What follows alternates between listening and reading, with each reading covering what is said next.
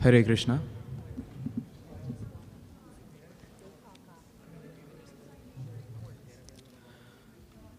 Namayo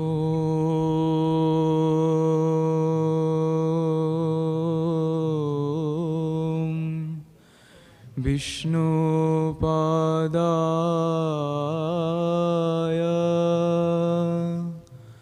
Krishna Prishthaya Bhutale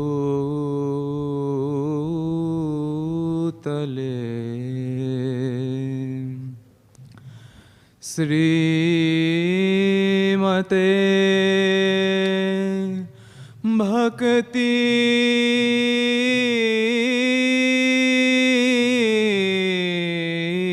Vedanta Swami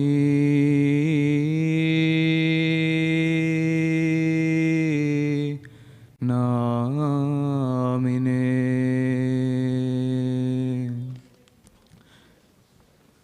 Jaya Sri Krishna Chaitanya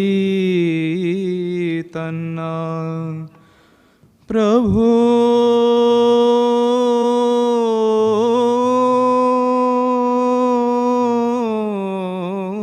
Nityananda Sri Adaita Gadadhara Srivashadi Gaur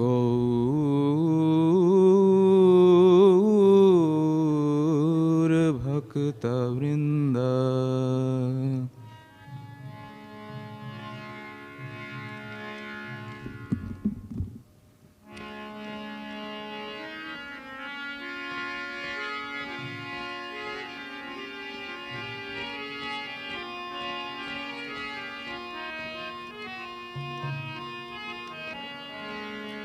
Hare Krishna Hare Krishna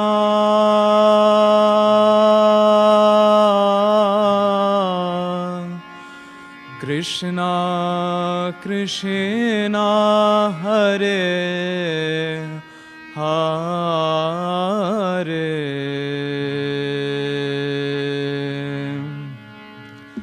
Hare Rama Hare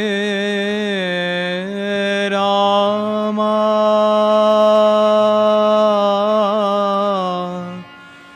Rama Rama Hare Hare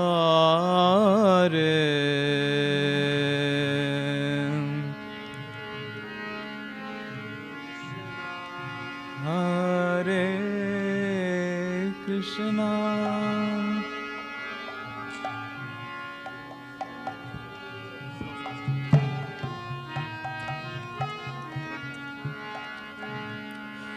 Hare Rama Hare Rama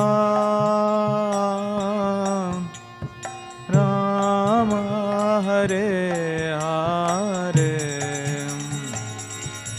Hare Krishna Hare Krishna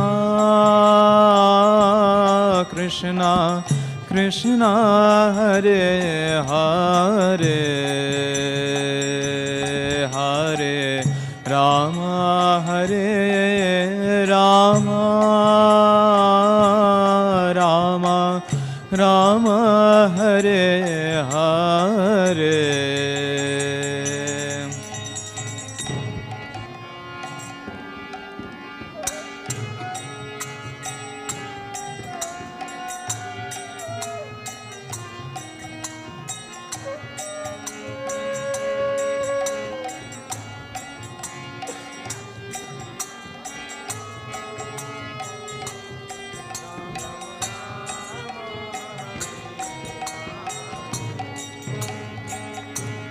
Hare Krishna Krishna Krishna Krishna Hare Hare Hare Rama Hare Rama Rama Rama Hare Hare Hare Nam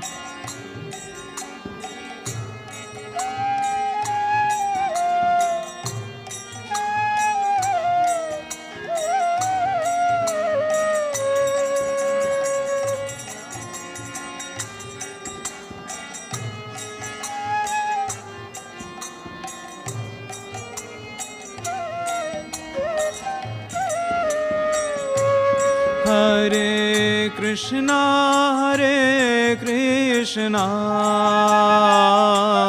Krishna Krishna Hare Hare Hare Rama Rama Rama Hare Hare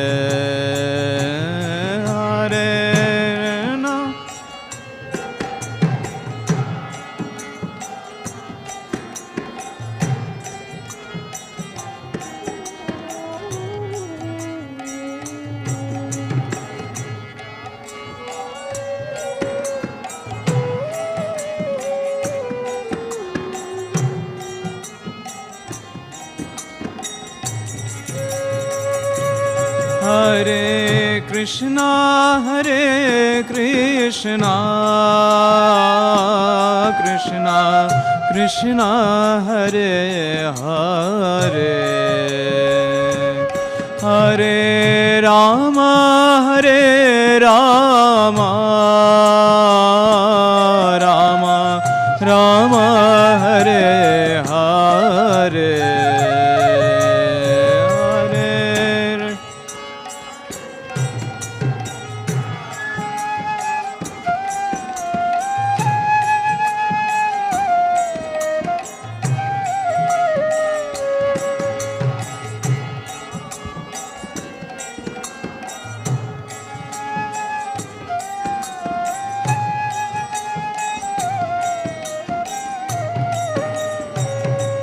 Hare Krishna Krishna Krishna Hare Hare Hare Rama Rama Rama Hare Hare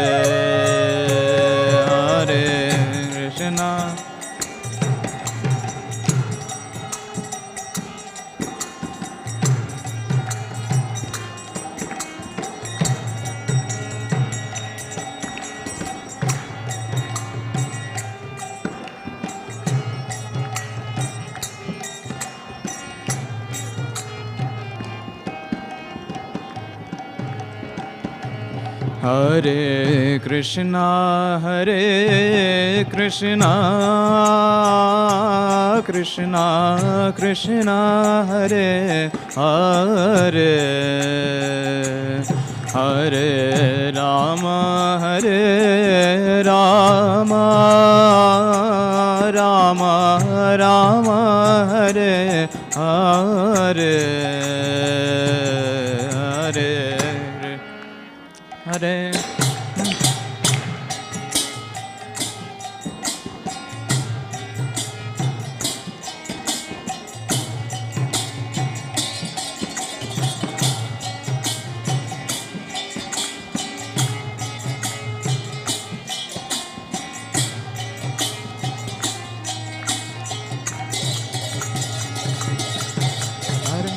Hare Hare Krishna Krishna Krishna Hare Hare Hare Rama Rama Rama Hare Hare Hare Krishna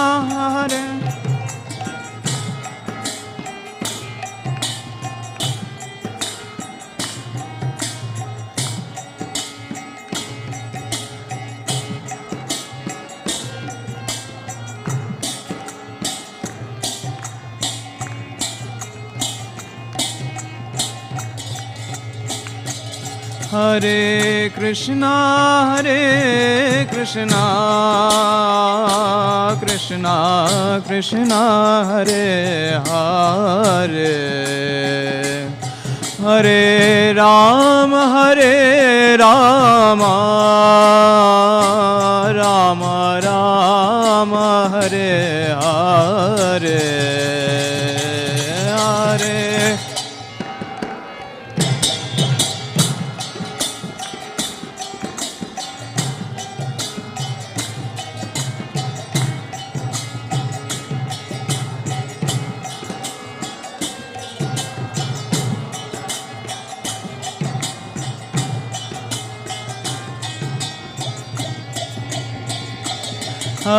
Hare Krishna, Krishna Krishna, Hare Hare, Hare Rama, Rama Rama, Hare Hare.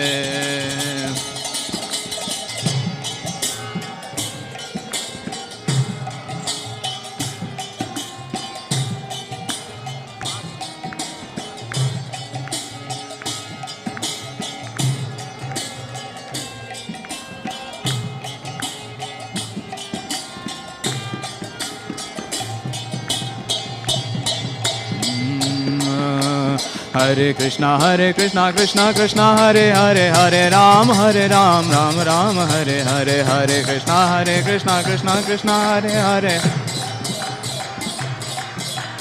Hare Krishna, Krishna Hare Hare, Hare Ram, Ram Ram, Hare Hare, Hare Krishna, Hare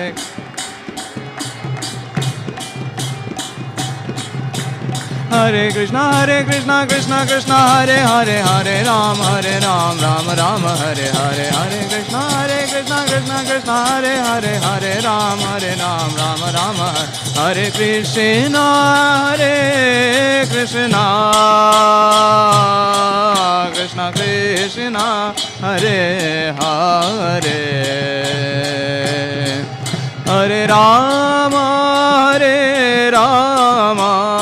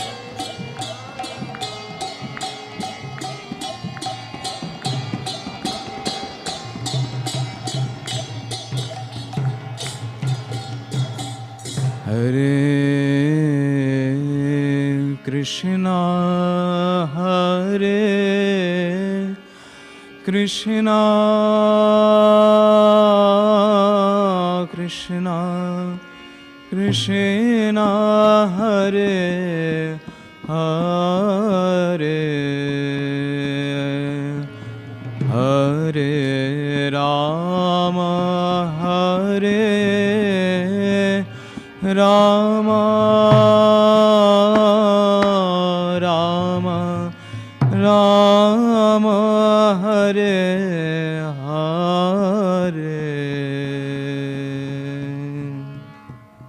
Hare Krishna.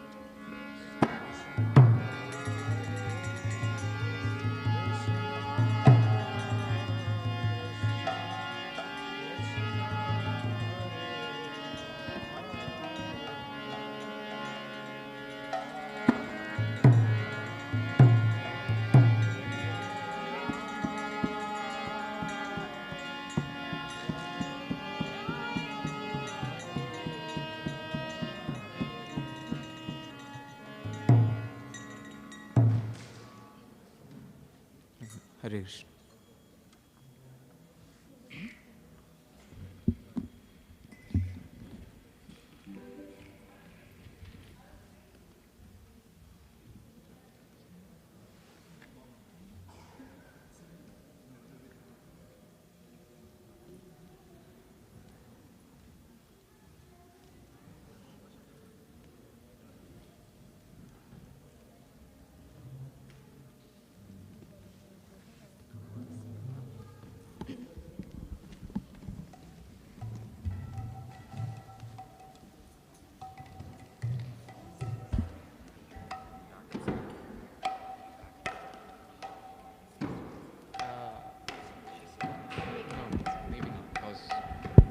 Hare Krishna, everyone.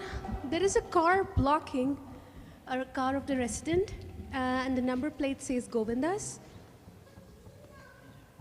Okay. Does this car belongs to anyone?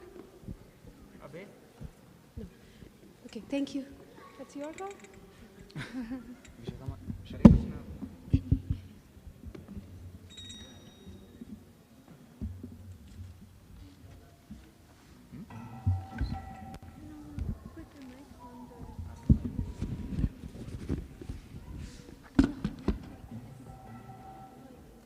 Okay, I got it.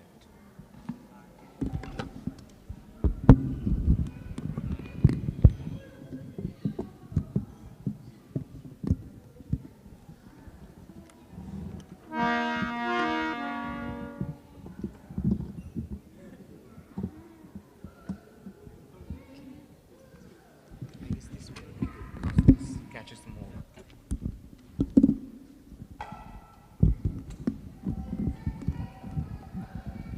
Hare Krishna,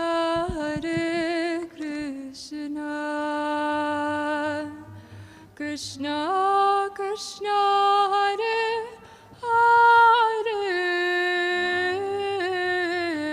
Hare Rama, Hare Rama, Rama Rama, Hare Hare.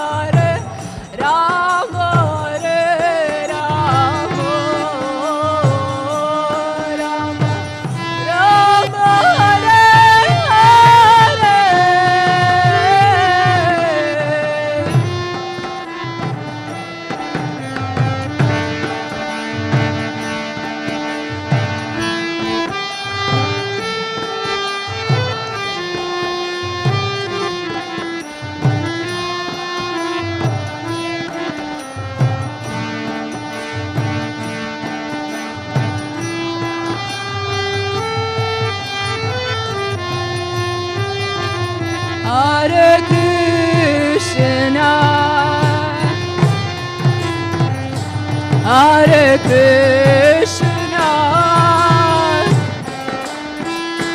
Krishna Krishna, Hare Hare, Hare Rama, Hare Rama, Rama Rama, Hare Hare, Hare Krishna, Hare Krishna, Krishna Krishna, Hare Hare, Hare Rama, Hare Rama, Rama Rama, Hare Hare, Hare Krishna, Hare Krishna, Krishna Krishna, Hare Hare, Hare Rama, Hare Rama, Rama Rama, Hare Hare, Hare Krishna, Hare Krishna, Krishna Krishna, Hare Hare, Hare Rama, Hare Rama, Rama Rama, Hare Hare, Hare Krishna, Krishna Krishna, Hare Hare, Hare Rama, Hare Rama, Rama Rama, Hare Hare.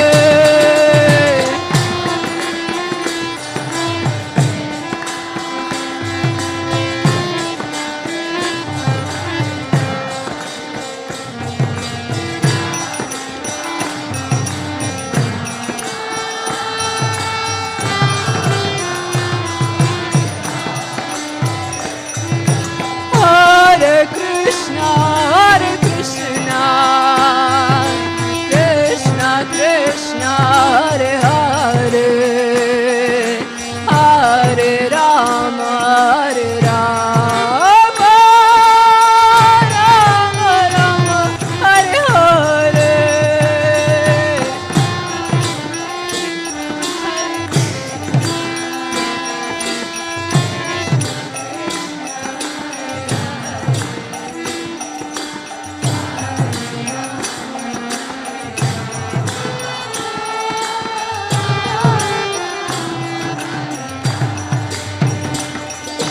Hare Krishna, Krishna Krishna, Hare Hare, Hare Rama, Hare Rama, Rama Rama, Hare Hare.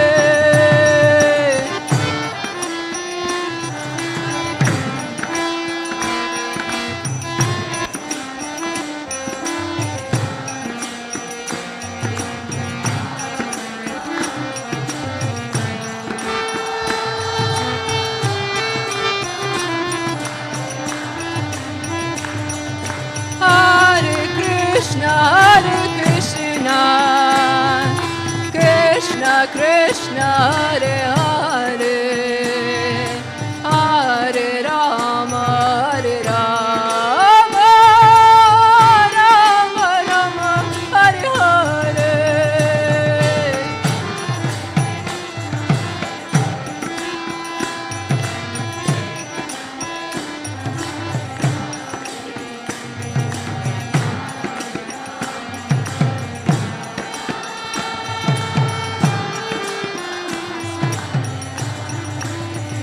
Hare Krishna, Hare Krishna, Krishna Krishna, Hare Hare, Hare Rama, Hare Rama, Rama Rama, Hare Hare.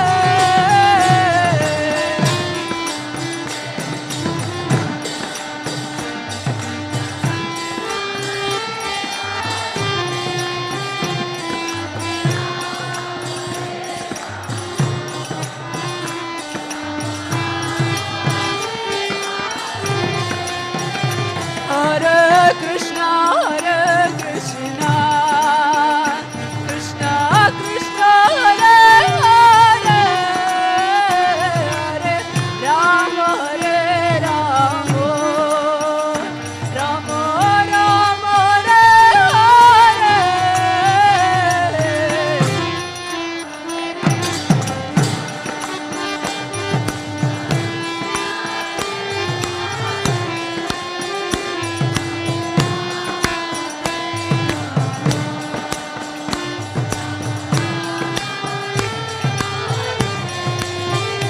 Hare Krishna, Hare Krishna, Krishna Krishna, Hare Hare, Hare Rama, Hare Rama,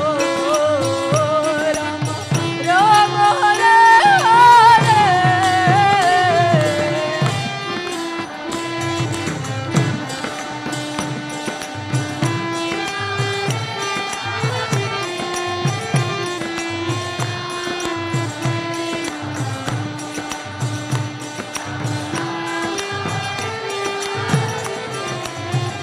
Hare Krishna, Hare Krishna, Krishna Krishna, Hare Hare, Hare Rama, Hare Rama, Rama Rama, Hare Hare.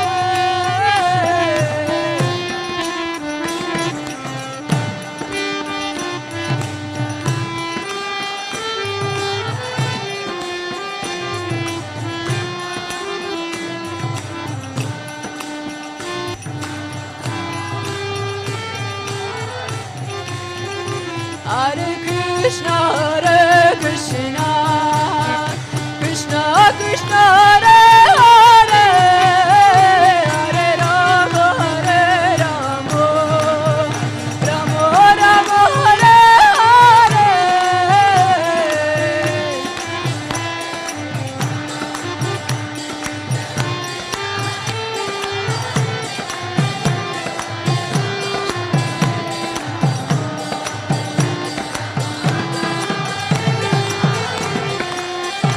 Hare Krishna, Hare Krishna, Krishna Krishna, Hare Hare, Hare Rama, Hare Rama, Rama Rama, Hare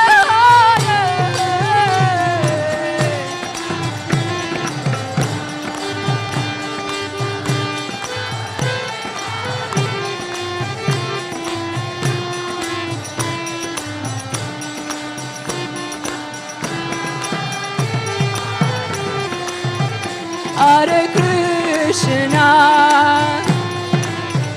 Hare Krishna, Krishna Krishna, Hare Hare, Hare Rama, Hare Rama, Rama Rama,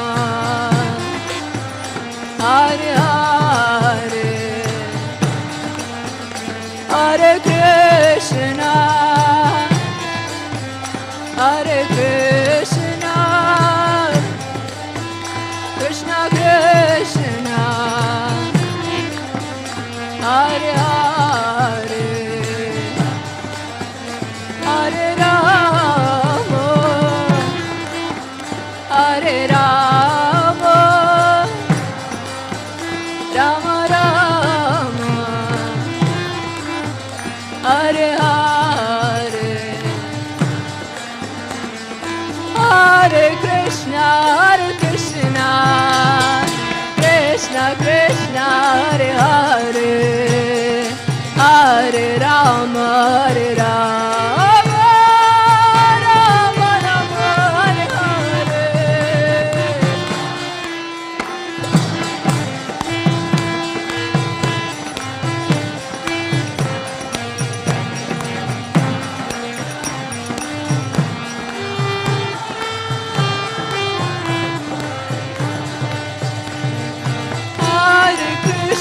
Hare Krishna, Krishna Krishna, Hare Hare, Hare Rama, Hare Rama, Rama Rama, Hare Hare.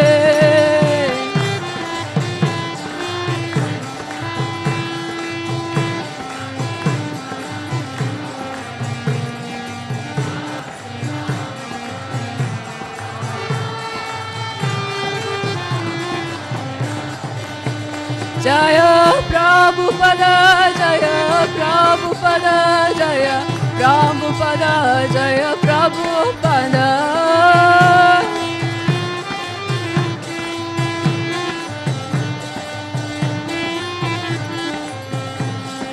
Prabhupada, Prabhupada, Prabhupada, Jaya Jaya Prabhupada.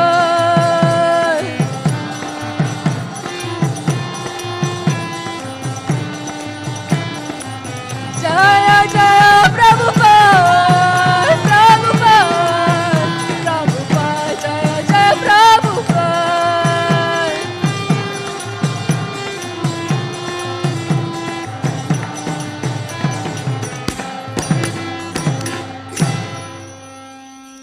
Srila Prabhupada ki.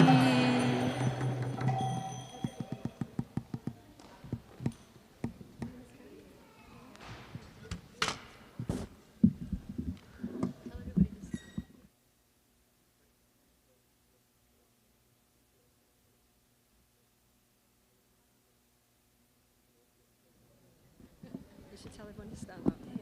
Like now, in the mic. Okay.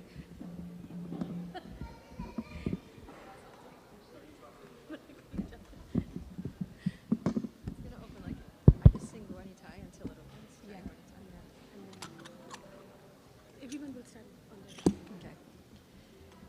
Jaya Gauranitai, Gauranitai, Gauranitai, Jaya Gauranitai.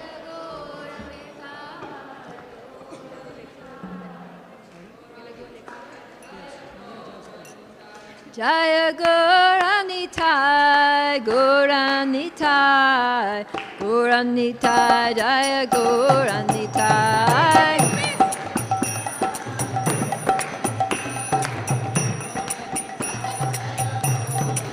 Jaya Gauranitai, Gauranitai, Gauranitai, Jaya Gauranitai.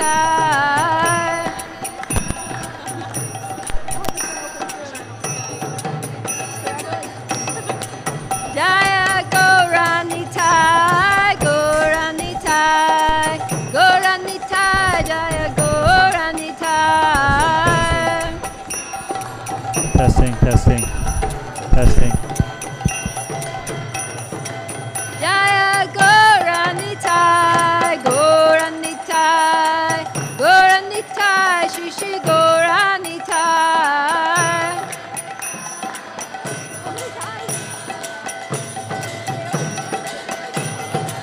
Jaya Gauranitai, Gauranitai, Gauranitai, Jaya Gauranitai.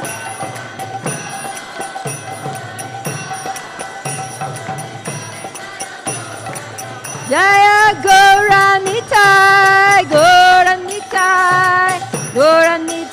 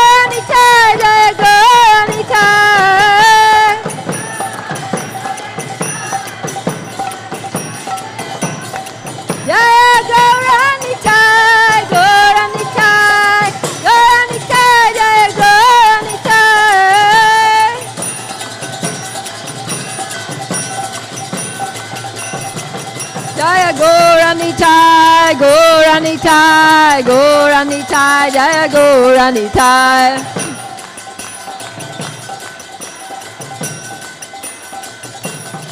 Jaya Gora Nitai, Gora Nitai, Gora Nitai, Jaya Gora Nitai.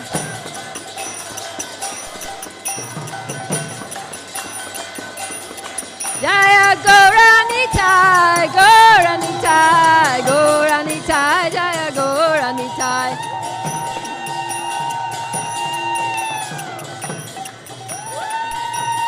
Jaya Gora Nitai, Gora Nitai, Gora Nitai, Jaya Jaya Gora Nitai. Gora Nitai. Jaya Jaya Gora Nitai. Gora Nitai. Gora Nitai, Jaya Gora Nitai.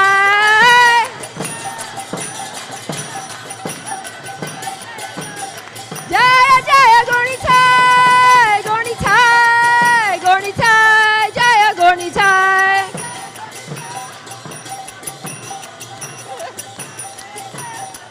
Jaya Jaya Gora Nitai, Gora Nitai, Gora Nitai, Jaya Gora Nitai.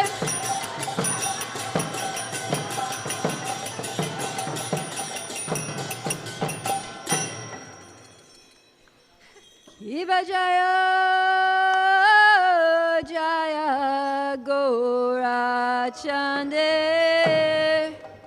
Arati Ke Shobha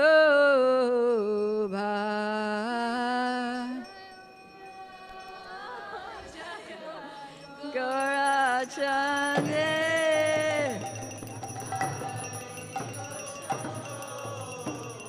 Shiva Jaya Jaya Gora Chande Arati Shobha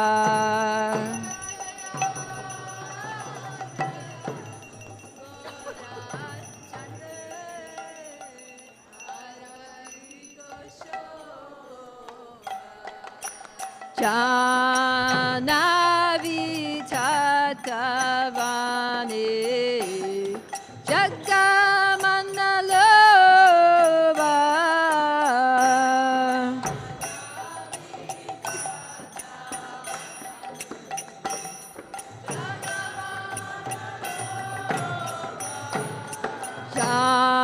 Janavi Tatavani Jagamanaloba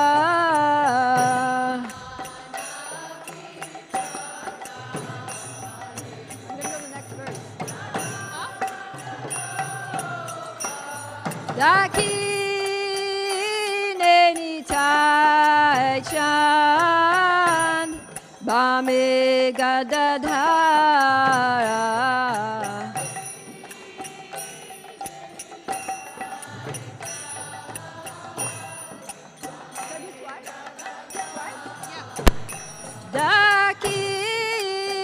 Dakineni Tai Chan Bame Gadadhara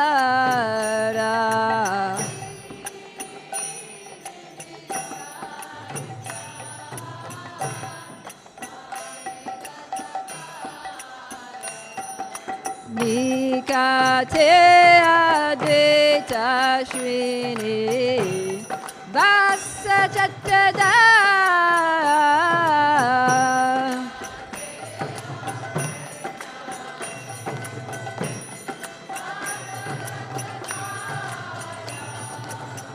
Nikate Advaita Shrini Vasa Chatada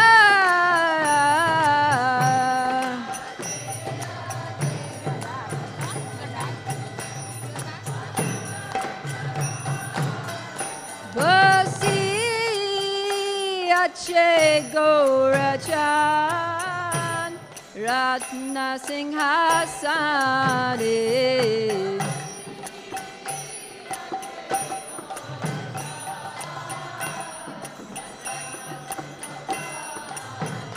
Vasi Ache Gorachan Ratna Singhasane.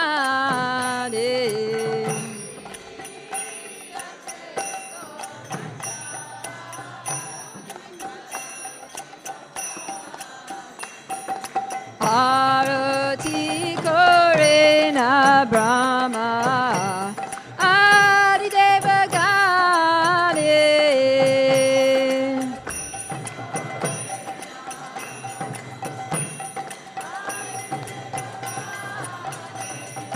Arati Korena Brahma Adideva Gane.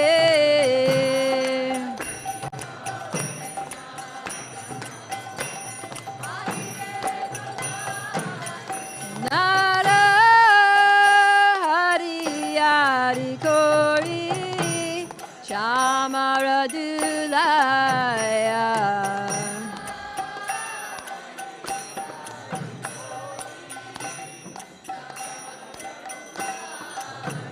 Nara Hari Hari Kori Chamaradulaya.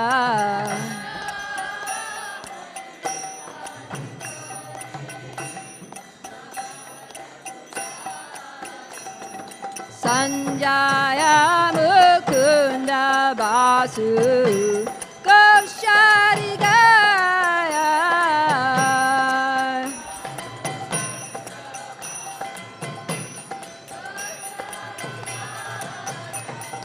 Sanjaya Mukunda Basu Gosharigaya.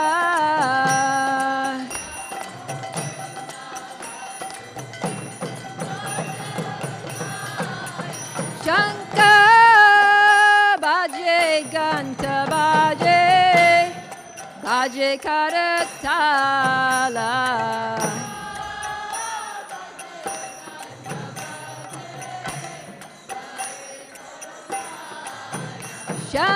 Shankar Bhaje Ganta Bhaje Bhaje Karatala.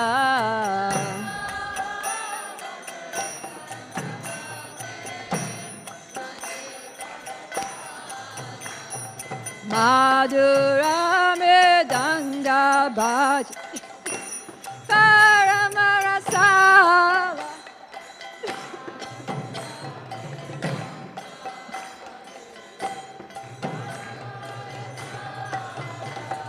Madhura Medanga Bhaje Paramarasala.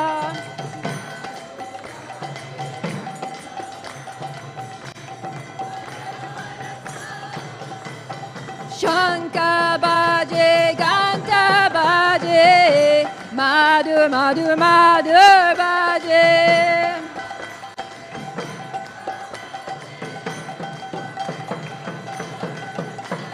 Shankar Bhaje Ganta Bhaje Madhu Madhu Madhu Bhaje.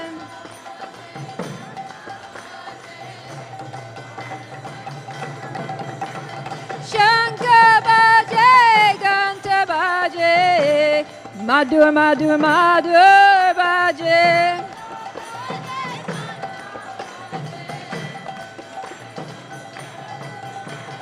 Madhu Madhu Madhu Bhaje Madhu Madhu Madhu Bhaje. Haribo Haribo Haribo Nitai Gaur Haribo.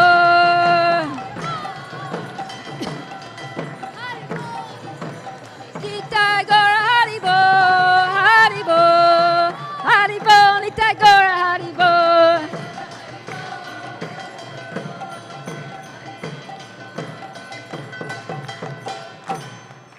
Bahu Koti Chandra Jini Vadana Ujvala.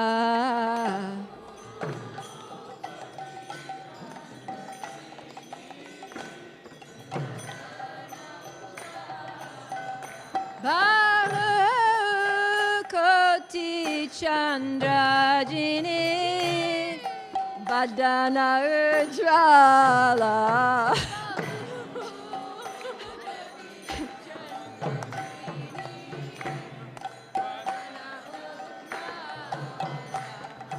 Gala Deshe Banamala Kare Chalamala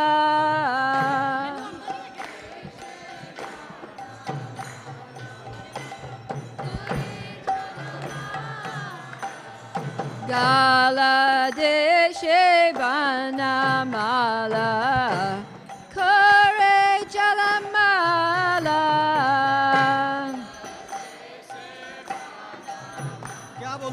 Hello, hello. Shiva Shuka Narada Preme Gada Gada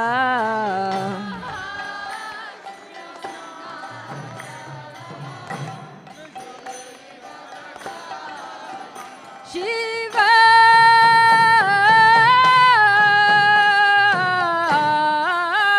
Shuka Narada Hello, hello. Preme Gada Hello, Gada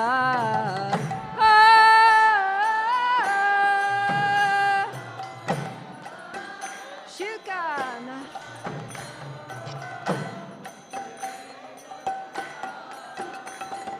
Akati Vinoda Deke Gaurara Sampada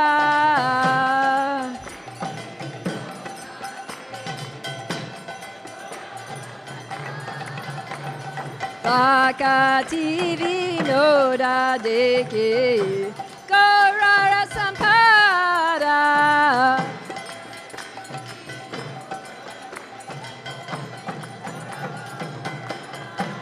Jiva Jaya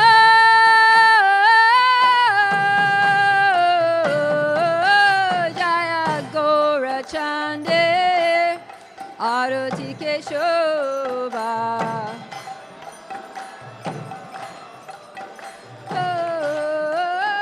Jaya Gora Chande Jiva Jaya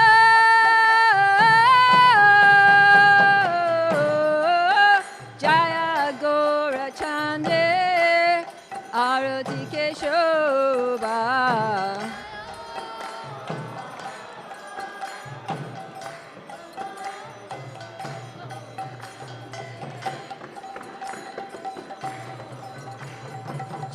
Janavi Tatavani Jagamana Lova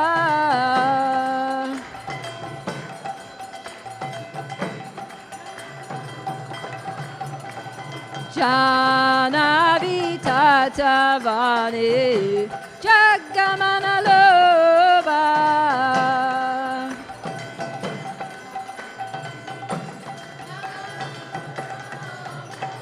Gorange Aratik Shobha Jagajana Manalova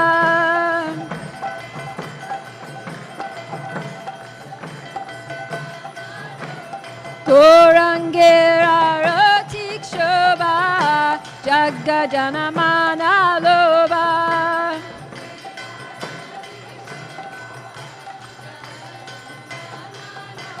Gorange Aratik Shobha Jagajana Manalova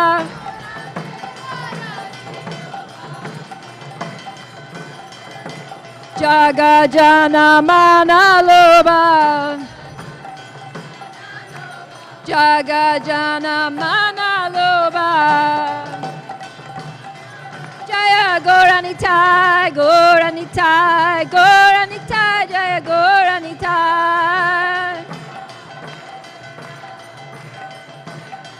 Nitai Gora Haribo Haribo Haribo Gora Haribo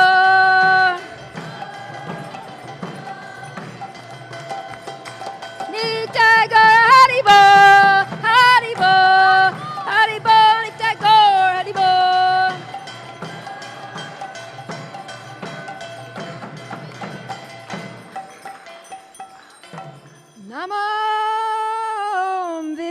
Prabhupadaya Krishna Prastaya Bhutale Srimate Bhakti Vedanta Swami Niti Namine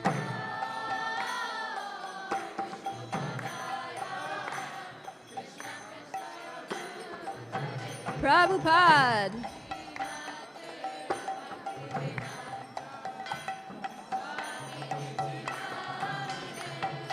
Namaste Saraswati Deve Gauravani Pracharine Nirvishesha Shunyavadi Paschatya Shatarine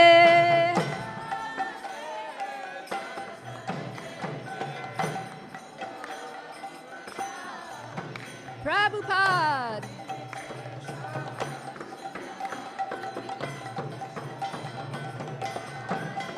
Jai Shri Krishna Chaitanya Prabhu Nityananda Shri Advaita Gadadhar Shivasari Gaur Bhakta Vrinda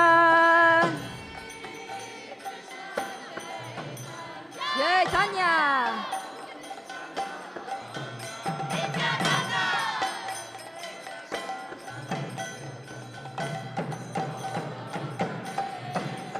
Jai Shri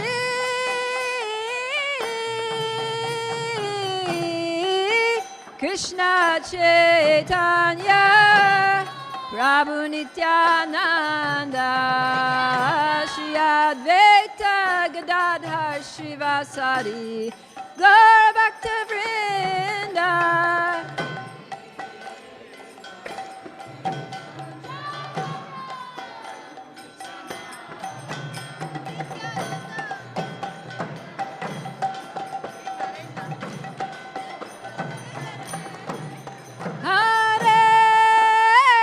Hare Krishna, Krishna Krishna Hare Hare, Hare Rama, Hare Rama, Rama Rama Hare Hare.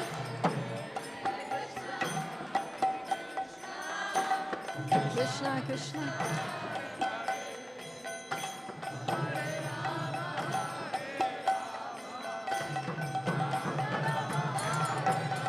Hare Krishna, Hare Krishna, Krishna Krishna, Hare Hare, Hare Rama, Hare Rama, Rama Rama, Hare Hare.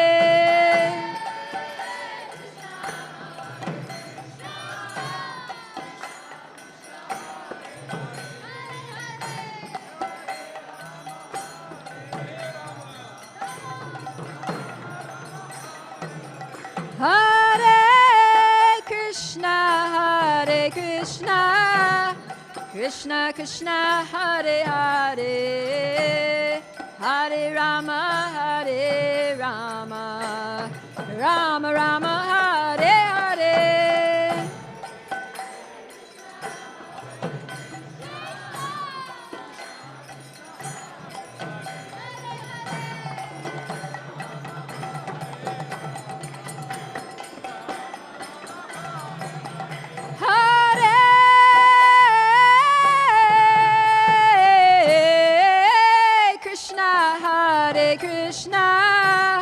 Krishna Krishna Hare Hare, Hare Rama, Hare Rama, Rama Rama, Hare Hare.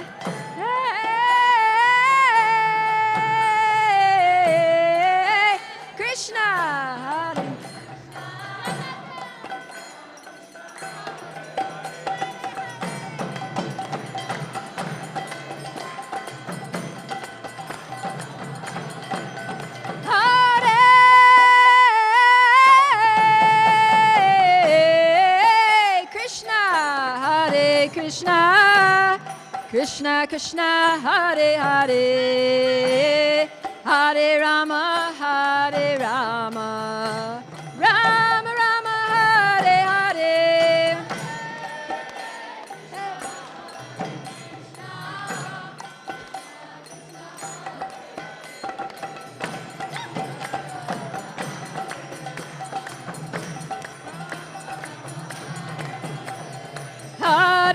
Krishna, Hare Krishna, Krishna Krishna, Hare Hare, Hare Rama, Hare Rama, Rama Rama, Hare Hare.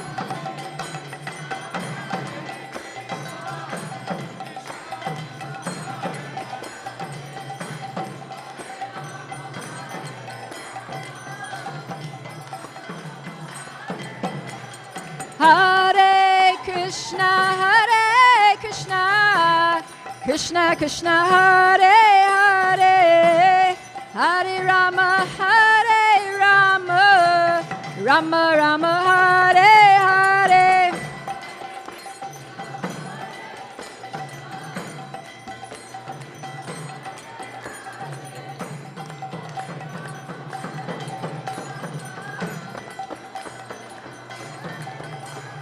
Hare Krishna, Krishna Krishna, Hare Hare, Hare Rama, Hare Rama, Rama Rama, Hare Hare.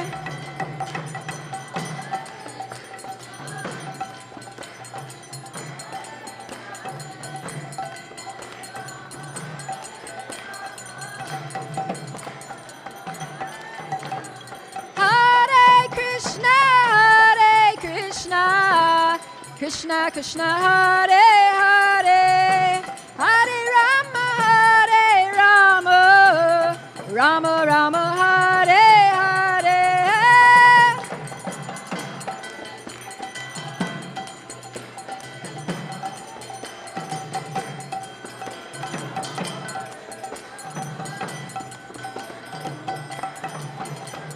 Hare Krishna,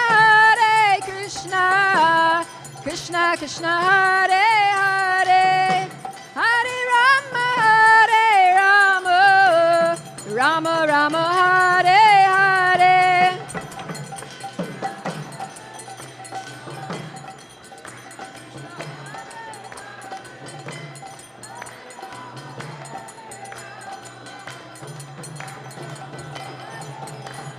Hare Krishna, Krishna Krishna, Hare Hare, Hare Rama, Hare Rama, Rama Rama, Hare Hare.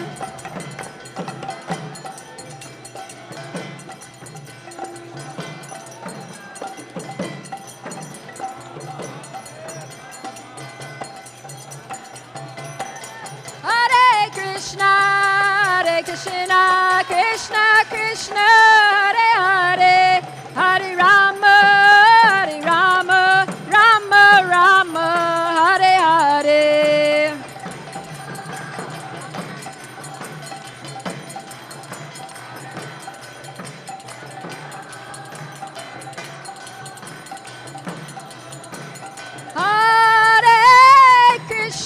Hare Krishna, Krishna Krishna, Hare Hare, Hare Rama, Hare Rama, Rama Rama, Hare Hare.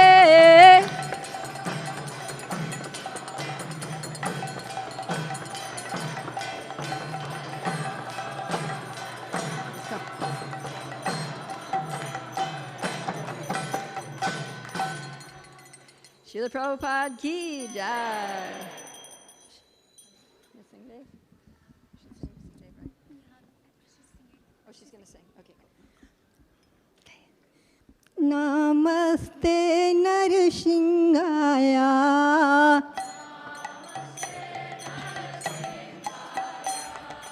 Namaste Narasingaya.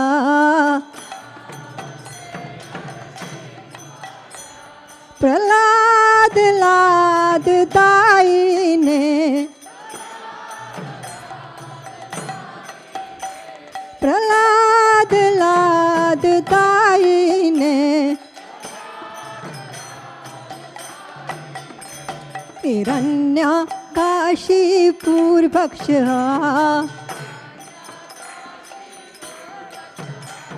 हिरण्य काशीपुर भक्ष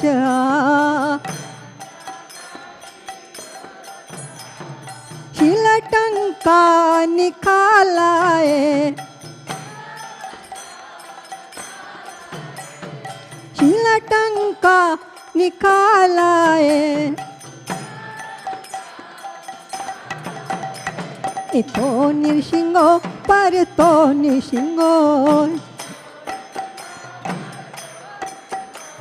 इतो निशिंगो पर तो निशिंगो यतो यतो यामिता तो निशिंगो यतो यतो यामिता तो निशिंगो बाहे निशिंगो हृदय निशिंगो बाहे निशिंगो हृदय निशिंगो नरसिंहामधिं शरणं प्रपदे नरसिंहामधिं शरणं प्रपदे तव कर कमल वरे नकामद्भुत श्रृंगाम दालिता हिरण्यकाशिपू तनु प्रिंगाम केशव त्रिता नर हरि रूपा जय जगदीश हरे जय जगदीश हरे जय जगदीश हरे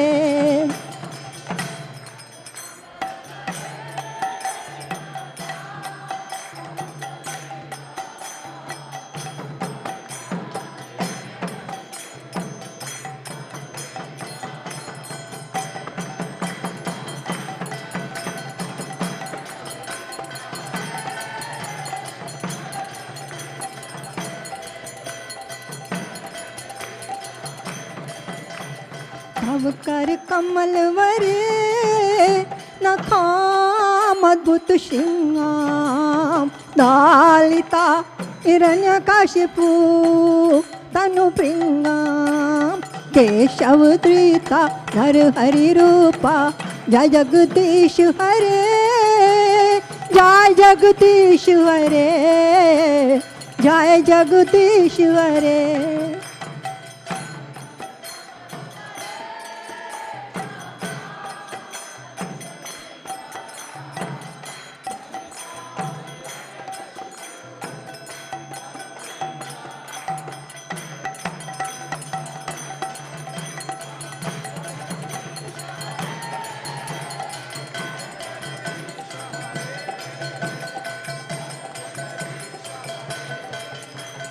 तव कर कमल वरे नखाम अद्भुत श्रृंगाम दालिता हिरण्यकाशिपू तनु प्रिंगाम केशव त्रिता नर हरि रूपा जय जगदीश हरे जय जगदीश हरे जय जगदीश हरे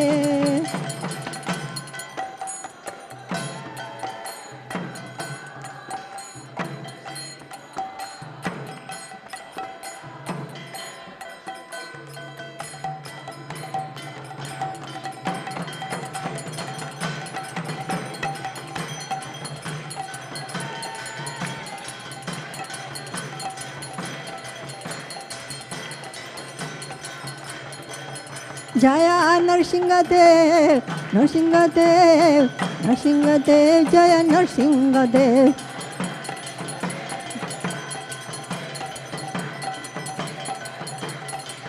जया प्रहलाद महाराज प्रहलाद महाराज प्रहलाद महाराज जय प्रहलाद महाराज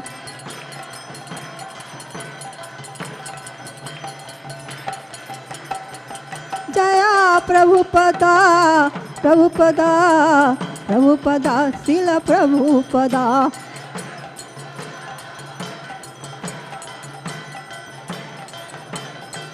लॉर्ड नरसिंहदेव भगवान की जय भगत रक्षक भगवान की जय जय ओम विष्णु पाद परमहंस आचार्य श्रीमत ऐसी भक्ति वेदांता स्वामी श्रील प्रभुपाद की जय। जय ओम विष्णुपाद परम प्रचर श्रीमद भक्ति सिद्धांत सरस्वती महाराज की जय। श्रीला हरिदास ठाकुर की जय। अनंत कोटि वैष्णव विंद की जय। प्रेम से कहो श्री कृष्ण चैतन्य प्रभु नित्यानंद श्री अद्वैता गदाधर शिवसरि गौर भक्ति विंद की जय। श्री श्री गोपीनाथ राधा कुंड श्याम कुंड गिरि गोवर्धन धाम की जय। वृंदावन धाम की जय। मथुरा धाम की जय। जगन्नाथपुरी धाम की जय। गंगा माई की जय। यमुना माई की जय। तुलसी देवी की जय। भक्ति देवी की जय। श्री श्री गौर नित्याय की जय। श्री श्री जगन्नाथ बलदेव सुभद्रा देवी की जय। श्री श्री राधा किशोर गोपीनाथ की जय। All glories to assembled devotees. All glory to assembled devotees. All glories to assembled devotees.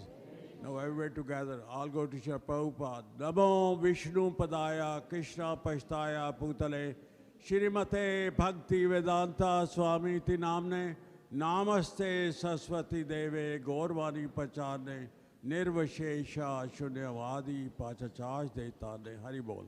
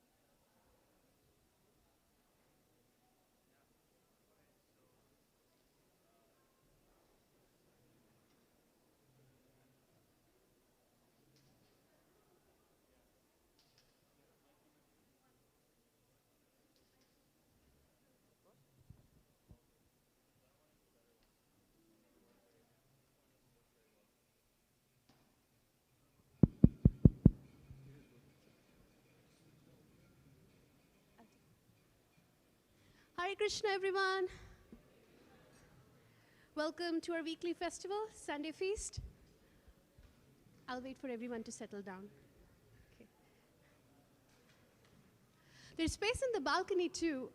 If people would like to go there, there's space in the balcony as well. Okay. If you're welcome to Sunday Feast. If you're new here, if you have any questions, if you want to make any donations, please see Raj Prabhu at the front desk. And let's move on to spiritual discourse, which would be given by Her Grace Prabhupada Priya Devi Dasi, and followed by Prasadam and 8 p.m. Shayanarti. So as I mentioned, today's spiritual discourse would be given by Her Grace Prabhupada Priya, and I was asked to give a very brief introduction about Prabhupada Priya, and I will try my best because she's achieved so much that it's really hard to compile in a very, short summary. So you can just, you can start counting, okay? So Her Grace Prabhupada Priya was a full-time devotee in ISKCON since 1992. She was born in US. She completed her university education with a bachelor's in human ecology in 1991. She first met devotees in Malaysia, and she was on an international research project at that time. Very quickly, and soon after that, she joined the Brahmacharni ashram at London Soho Street Temple, and she was initiated in 1993. Then after several years of distributing books, she led women traveling Sankirtan parties in the UK, and then she transitioned to the Grihastha ashram, and she moved to India. She lived in Vrindavan for 10 years, and then 9 years in Mayapur, and she was teaching at Sri Mayapur International School. She has 2 beautiful daughters, and she wrote 2 books, Rising Above It All, Higher Consciousness, and The Living Gita, which will be published very soon. Even right now, she's writing a book. The title is yet to be decided, and In 2018, she entered Vanaprastha Ashram. She returned back to US, and she currently resides at Krishna House in Gainesville, Florida, where she serves as a board member and educational director. Krishna House, Gainesville, Florida is the original Bhakti Academy. And she's a certified Bhakti Shastri teacher. She is a Bhakti Vaibhava graduate from MI and Mayapur Institute, and she will be completing her Bhakti Vedant course very soon. She's also a registered teacher of ISKCON's Disciple course, a graduate and a teacher of the GBC College for Leadership Development. She is a member of ISKCON North America Regional Governing Body. And apart from all her qualifications, she's mentor and Shiksha Guru to so many young Vaishnavis and Vaishnavas, including myself. Welcome, Prabhupada Priya.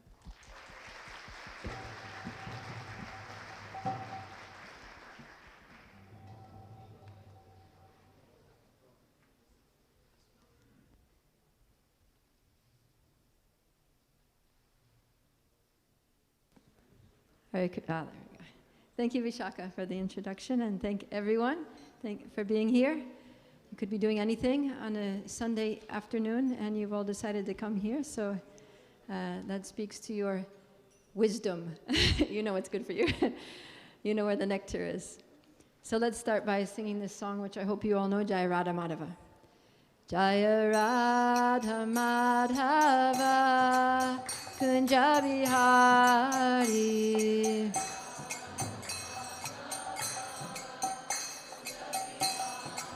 Jaya Radha Madhava Kunja Bihari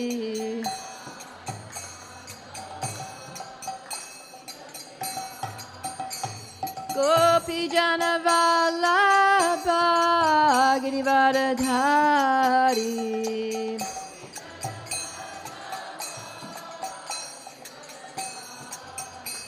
Gopi Jana Vallabha Girivardhari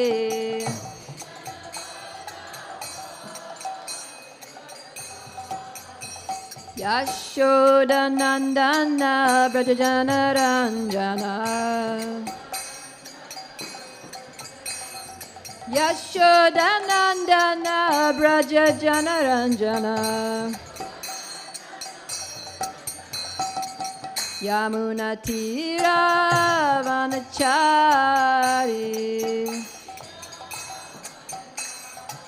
Yamuna Tira Vanachari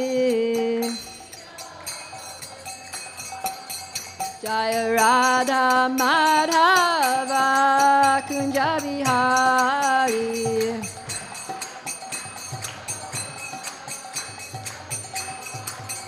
Jaya Radha Madhava Kunja Bihari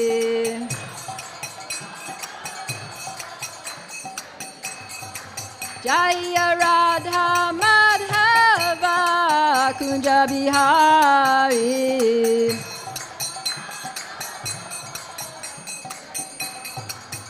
Jaya Prabhupada Prabhupada Prabhupada Srila Prabhupada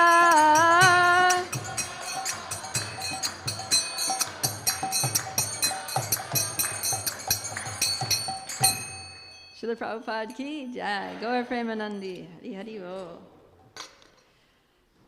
Om Namo Bhagavate Vasudevaya. Om Namo Bhagavate Vasudevaya. Om Namo Bhagavate Vasudevaya. Om Jnanatimirandasya Gyananjana Shalakaya Chakshurum Militanjena Tasmai Shri Gurave Namaha. Jai. So today's discourse is on the topic of becoming a spiritual scientist. So in my student days, I was studying science. As Vishaka mentioned, I got a degree in human ecology. I did an internship at Harvard University, Department of Biological Sciences, and I was actually invited to enroll in a PhD program in scientific research, and my international research project that I was doing when I met devotees was in scientific research.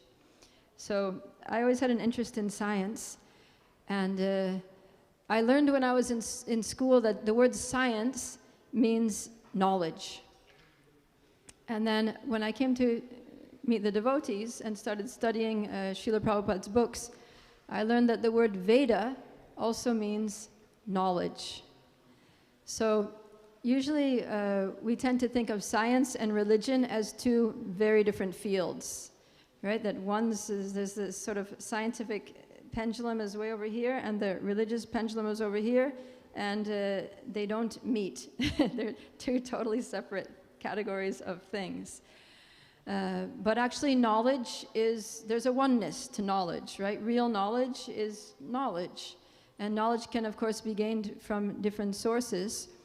But what I want to present here is how that spirituality is also a science.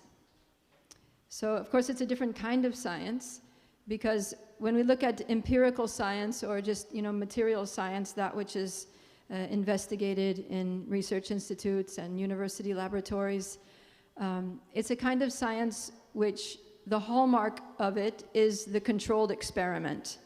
That any of you scientists out there know that if you're going to do a scientific experiment, you need to figure out what all the variables are, you need to control the variables, and then make measurements of significant changes that happen on the one variable that you're looking at.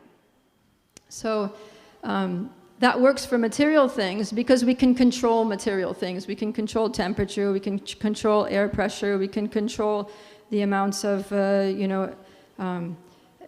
different kinds of airs within the atmosphere. There are a lot of things that we can control. But the difficulty with spiritual science is that spiritual science seeks to understand God and the soul and the soul's relationship with God. And the problem is that we can't control God because God's controlling us. So then we need a different kind of science. The empirical science doesn't work because the controlled experiment just totally is irrelevant. And we can't put God underneath our microscope. We can't see him with even the strongest telescope. So how are we going to understand God?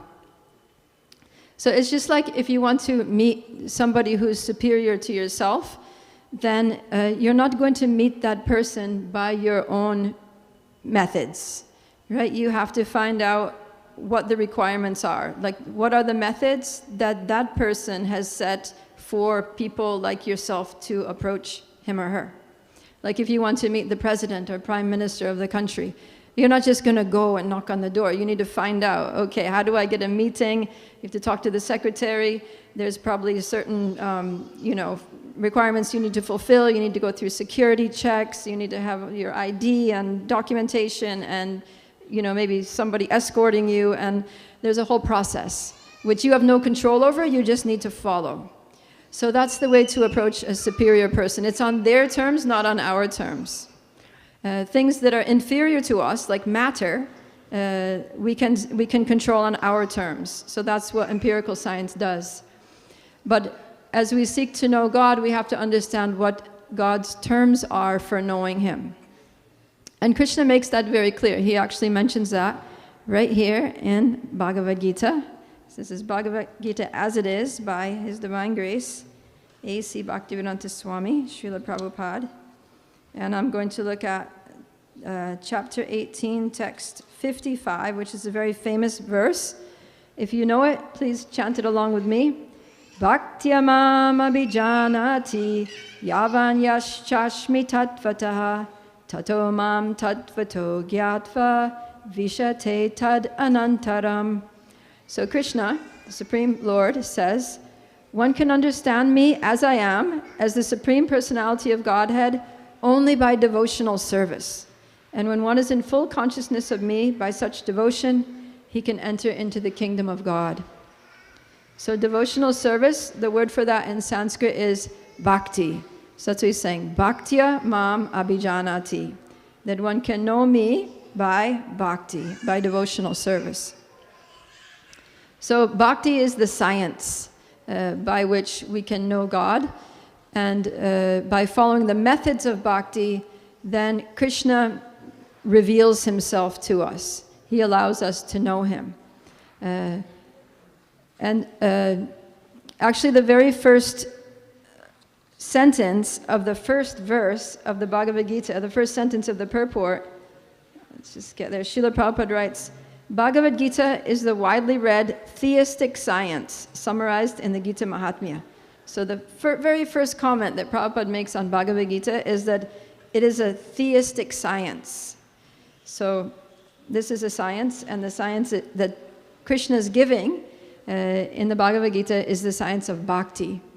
There's a book also that's called The Science of Self-Realization. So this is the science of bhakti, how to realize the self, how to realize the soul's relationship with God, with Krishna, and how to realize the nature of God, the qualities, the characteristic, the personality, the activities, the name, the address, the phone number. Everything of God we can know through bhakti.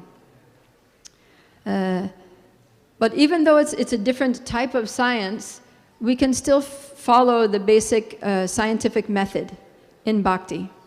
So the scientific method starts with observation, just observing the world. So scientists, they observe the world, and they become aware of certain natural phenomenon that happen, and then based on their observation, they make a hypothesis, right? And then they proceed to test the hypothesis through their experimental methods. So we can also apply the process of observation in spiritual science. And so by taking a good, sober look at the world, we can see that in material life, almost no one is completely satisfied. Basically, everyone is just trying to get more of this, more of that, improve this, solve that problem, fix this difficulty, right? Nothing's quite working out the way people want it to in material life. We can observe that everywhere we look, we're just going to find problems and frustration and dissatisfaction. So then we can think, okay, well, what are the options to material life? What are the spiritual options out there?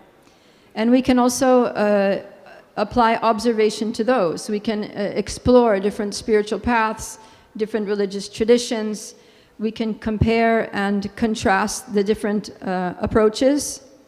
We can look into different factors like the depth of the philosophy that's being offered, the purity of the lifestyle that's being practiced in those traditions, the potency of the practices that are performed in the different spiritual paths, and also the character of the practitioners.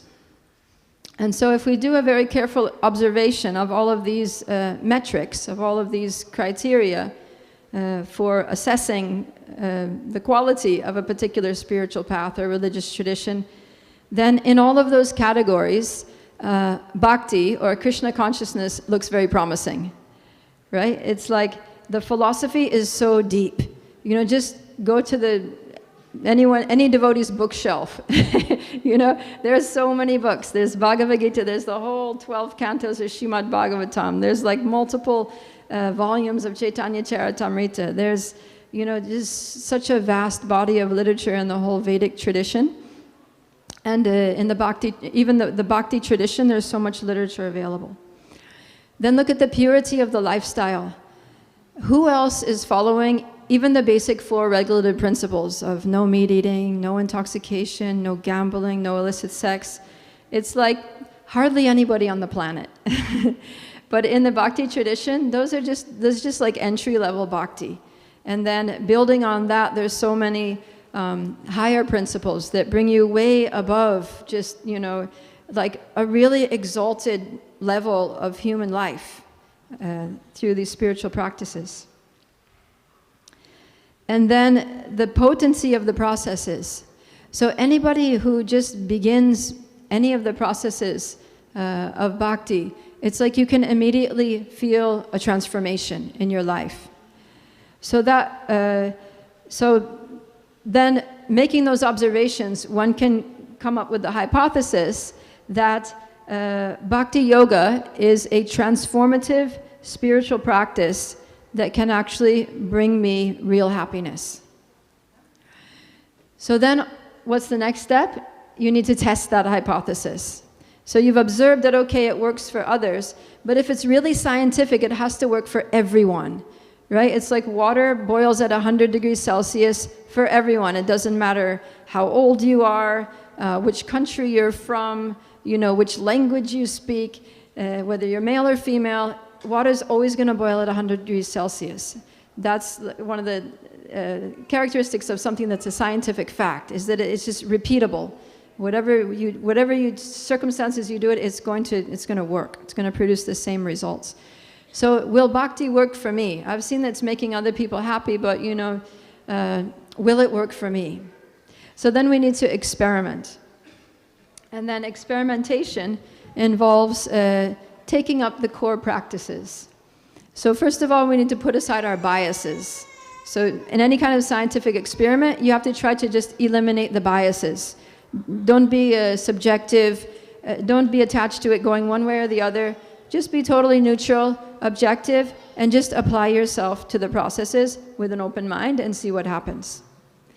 So anybody who actually really seriously and sincerely applies themselves to the core practices of bhakti, like chanting the Hare Krishna mantra, especially chanting 16 rounds on beads every day, and hearing Srimad Bhagavatam, hearing from the scriptures every day from Bhagavad Gita or Srimad Bhagavatam, associating with advanced devotees on a regular basis, living in a bhakti ashram like Bhakti Academy, or at least visiting the temple regularly and doing practical services for Krishna, for the devotees in the bhakti community, then anybody who does those regularly is going to experience something.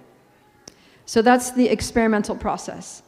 And then as a part of the experimentation, then any good scientist knows they have to gather the data, right? They have to measure something, they have to collect their data. So in practicing all these core practices of bhakti, then one can keep a personal journal, right? Note down what you're doing. I chanted 16 rounds today. I heard Srimad Bhagavatam class. I was discussing my thoughts and doubts and realizations with the devotees. I visited the temple. I chopped some vegetables in the kitchen for 1 hour. And this is how I felt afterwards. This is how I felt. And then keep noting that down over time.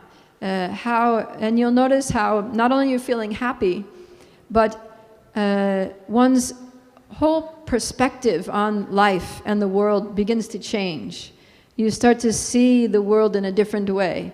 You start to interact with other people in a different way, and from a higher platform. You start to see your life not from in the middle of a crowd being confused and pushed around in life, but kind of from the balcony. You're up here and you're looking down and you're like, oh, I get it. Wow, why didn't I see that before? So you start seeing new things about the world and the situation as the illusion of material existence starts to be dispelled.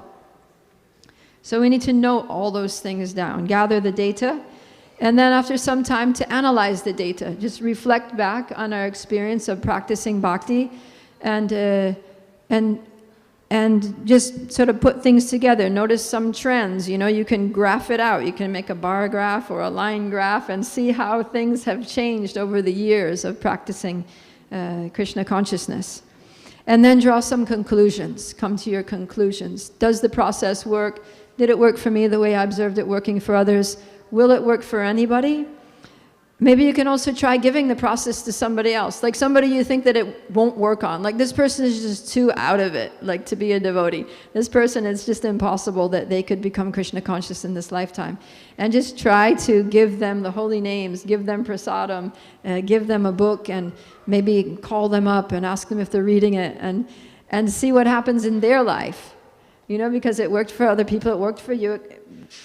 If it works for this person, then this must really work. So We can do all these kinds of tests.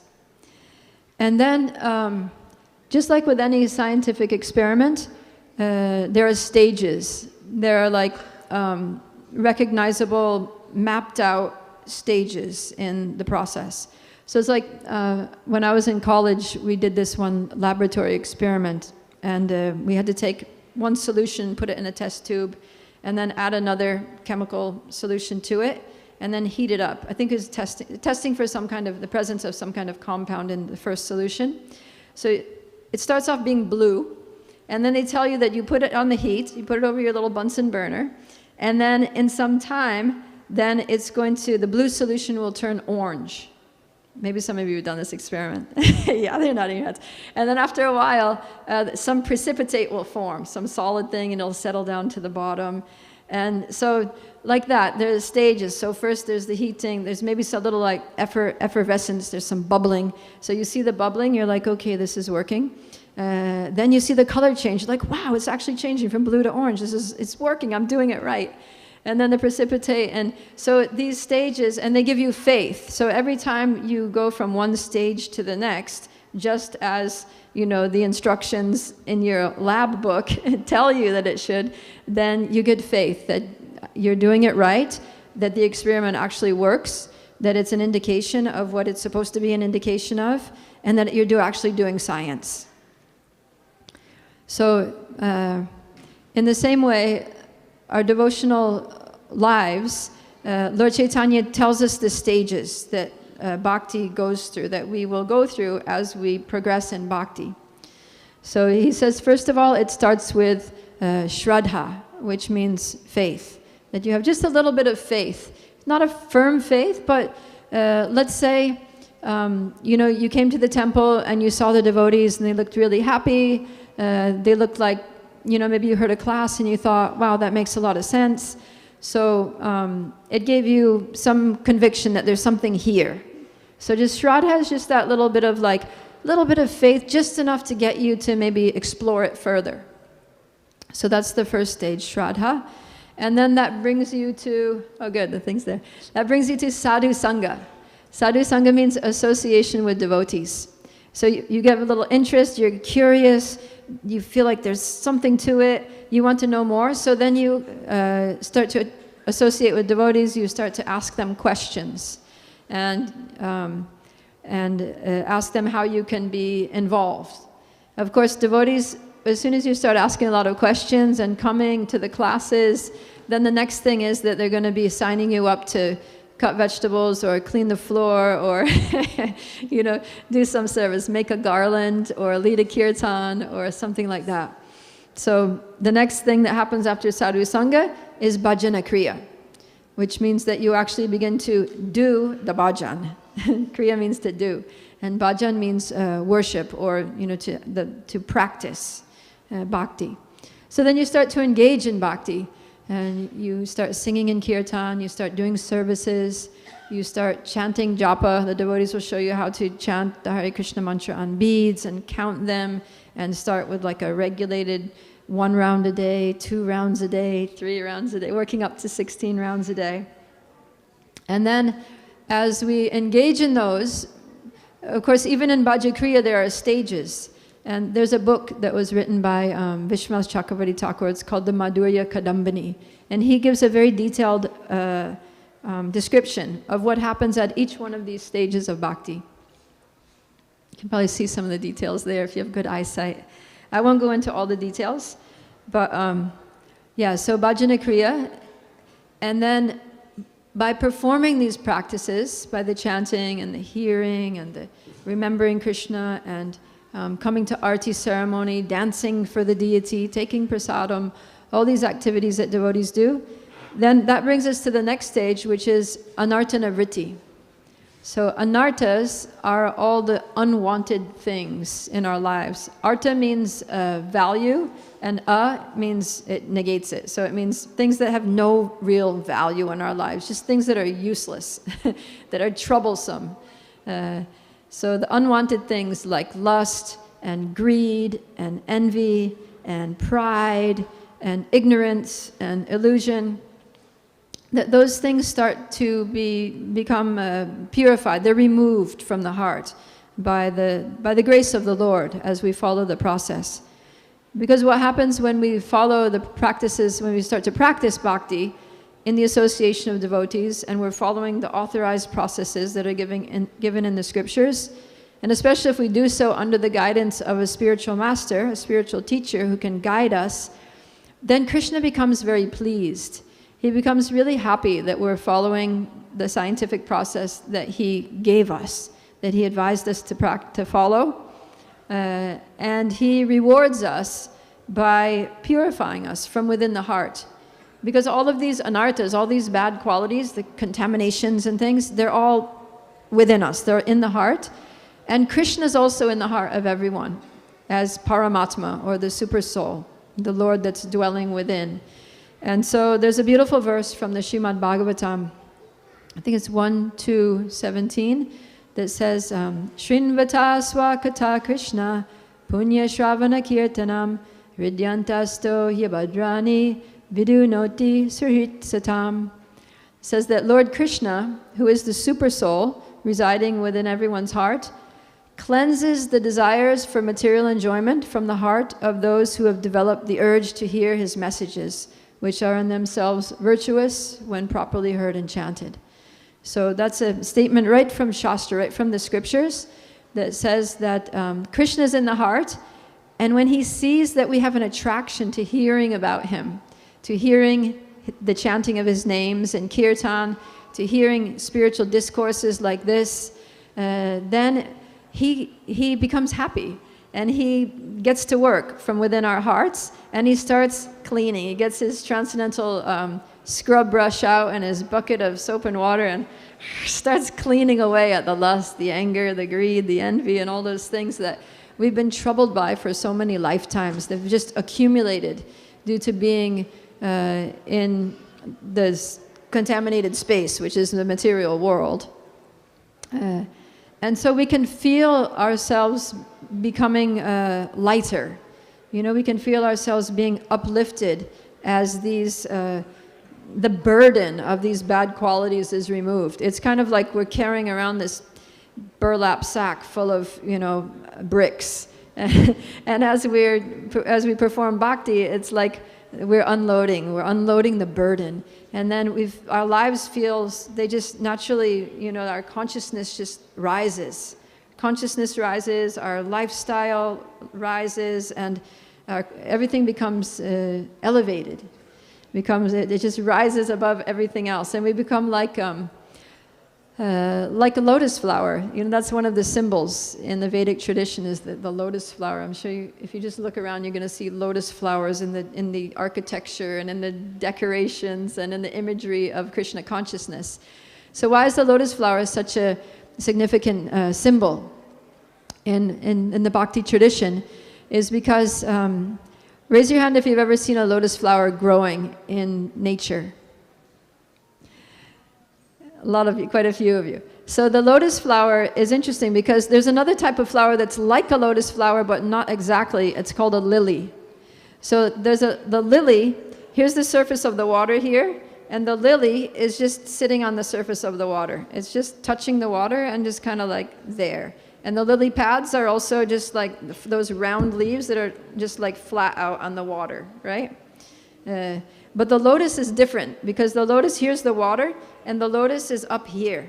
Even the leaves of the lotus are up here. The stem is coming up, and neither the leaves nor the flower actually touch the water. So the idea of the lotus is that it's in the water, it's surrounded by water, there's water all around it, but it doesn't touch the water. So by practicing bhakti, then our consciousness rises, our whole existence rises above the three modes of material nature, or just all the tossings and turnings of material existence. And it's like we become like, I think this is, actually Jesus says this in the Bible, that we become, we're in the world but not of the world. So it's like that you're in the world but not of the world. So we can live in the world and work in the world, have our jobs, our careers, our families, go to school, do things in this world, but not be contaminated or conditioned or really affected much at all by all the material things that are going on around us. Because we're in touch with Krishna. We're on the spiritual platform. There with the devotees, with Krishna, with the holy names, with the process of bhakti. So one can experience that. That's an experience. It's something that can be actually felt. And so, you know, one of the things that Krishna says about bhakti in the Bhagavad Gita in verse 9-2, he says, Raja Vidya Raja Guyam Pavitram Idam Uttamam Pratyaksha Vagamam Dharmyam Susukam Kartum Avyayam. He says, this knowledge is the king of education, the most secret of all secrets. It's the purest knowledge, and because it gives direct perception of the self by realization, it's the perfection of religion. It's everlasting and is joyfully performed. So the word that I want to draw your attention to is pratyaksha, which means direct perception. So the amazing thing about bhakti is it's not a matter of blind faith. It's not that you just believe something and pray and hope that, you know, it's true at the time of death that Krishna's going to come and take you back to the spiritual. Like, it's not that you're just going on a wing and a prayer through bhakti, but you can actually directly perceive. That's what pratyaksha means. You can feel it. You can perceive a change in your life. You can measure it, you know, in your consciousness. You can note it down. It's a scientific result of following the process. So we can actually experience that we're becoming free from all of these lower qualities, passion and anger and ignorance and greed and all these things. It's a natural process. We don't even need to think about it. You don't even to try. It just happens. It's just a natural result because Krishna removes it. So then, as we go through anartana vritti, the removal of these unwanted qualities, then we come to the next stage of bhakti, which is nishta. And nishta means that we become very fixed, we become steady. Because before nishta, when we still have all these anarthas, they cause so many disturbances. You know, like you're trying to live a spiritual life, but then all of a sudden lust out of nowhere just hits you. You know, and you're just like, it sends you for a tailspin.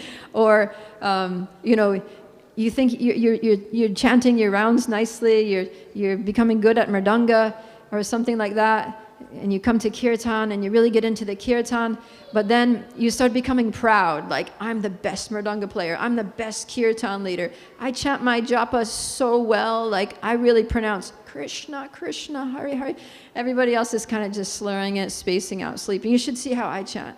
You know, it's like, so pride can come in, and then you know how they say pride cometh before a fall. So that can cause us to go down a bit again in our bhakti. So before we get all these anarthas removed by the grace of Krishna, it's unsteady because we're practicing and then, oh, lust. And then we're practicing, and then, oh, greed. And practicing, oh, pride. And so it's like this.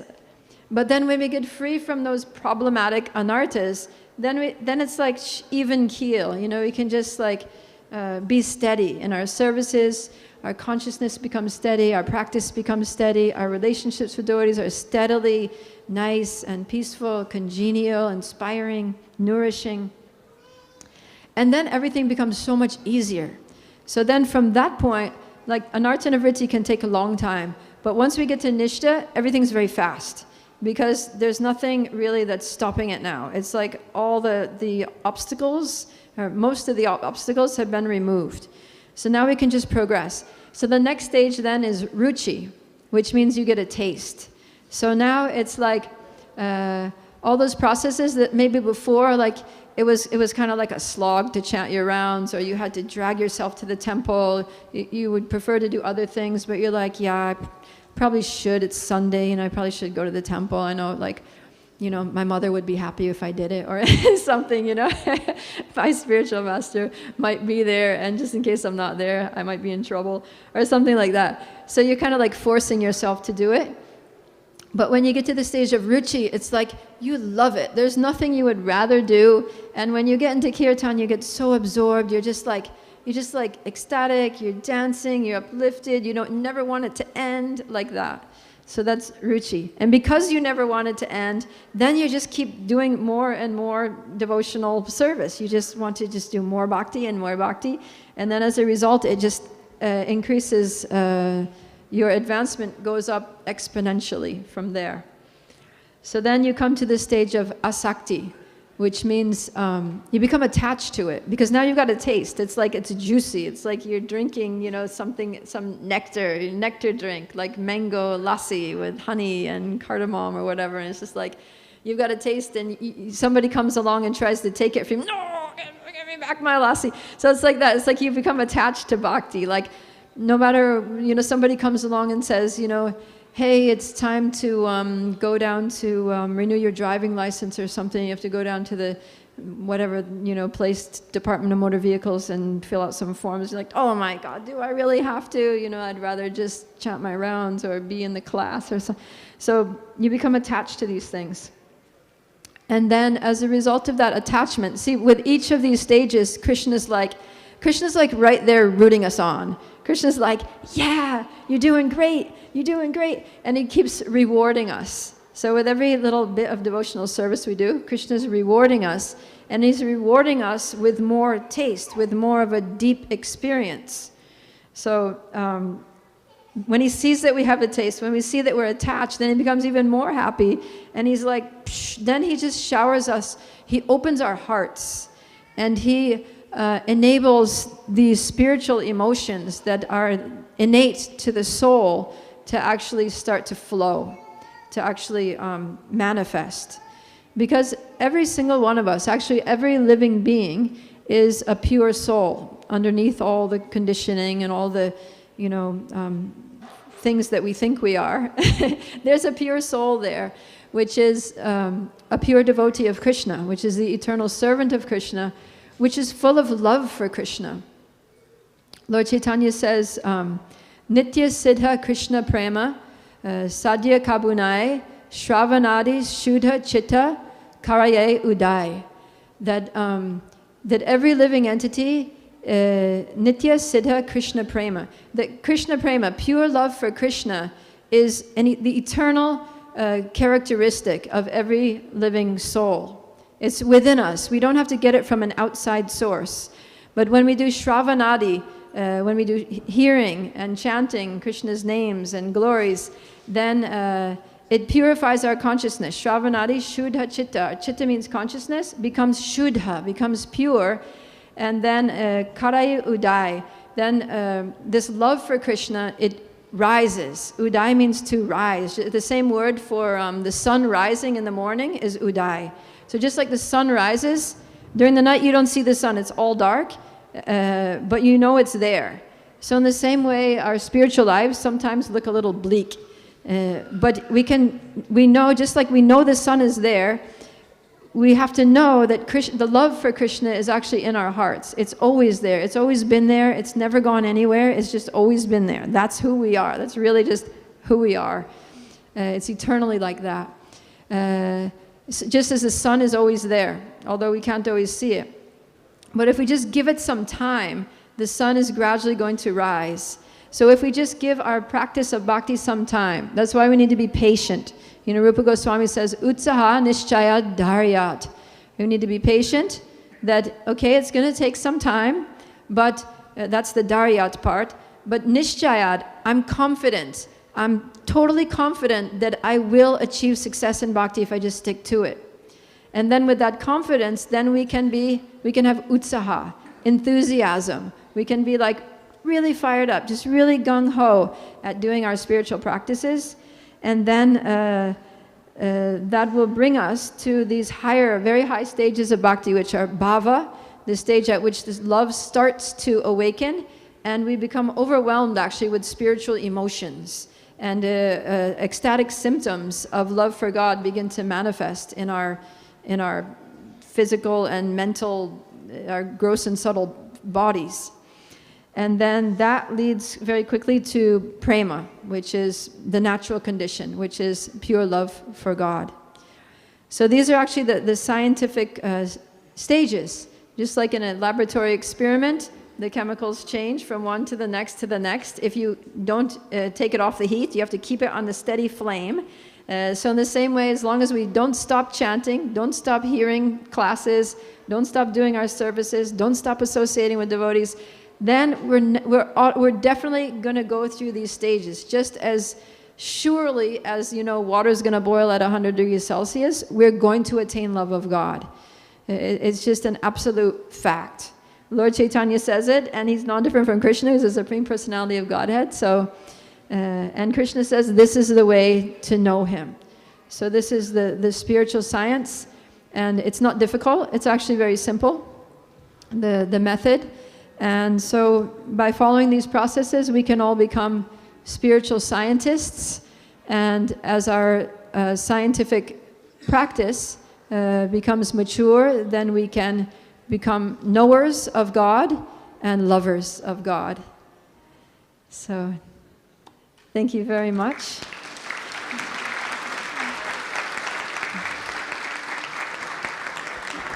Do we have time for questions or comments?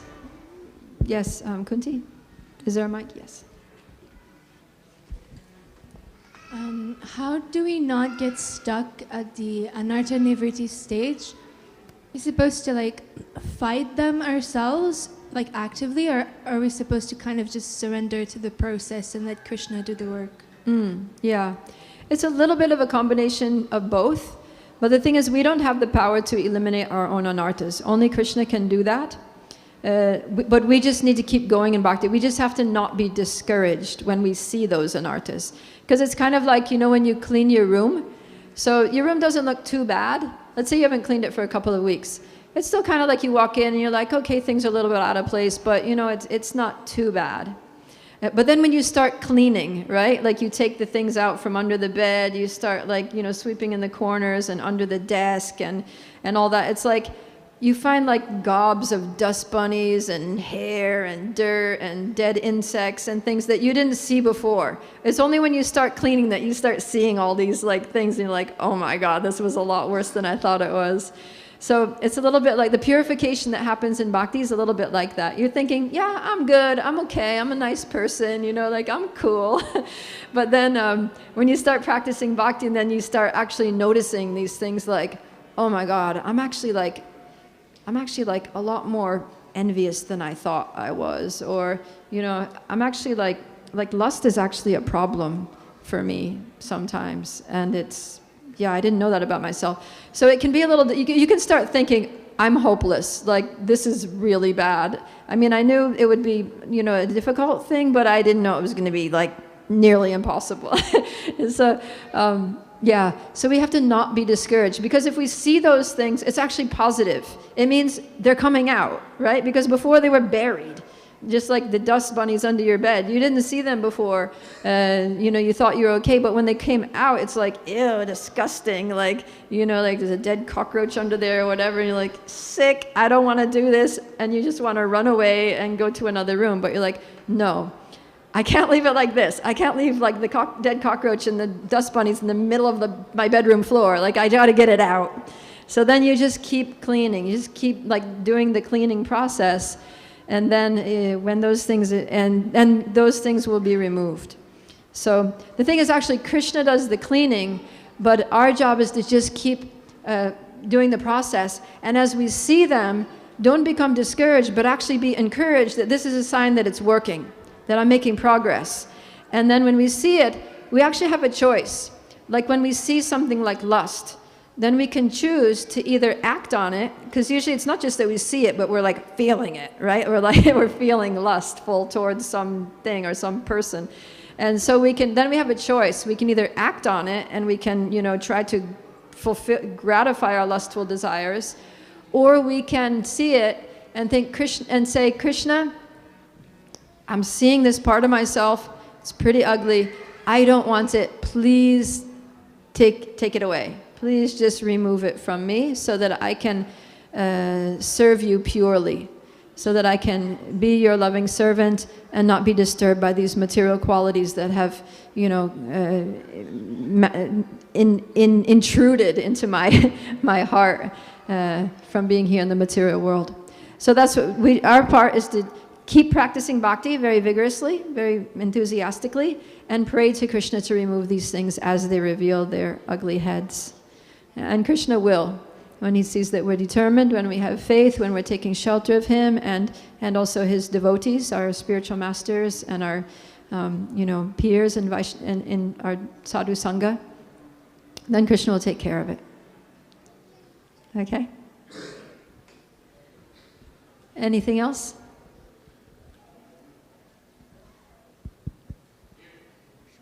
Way back there.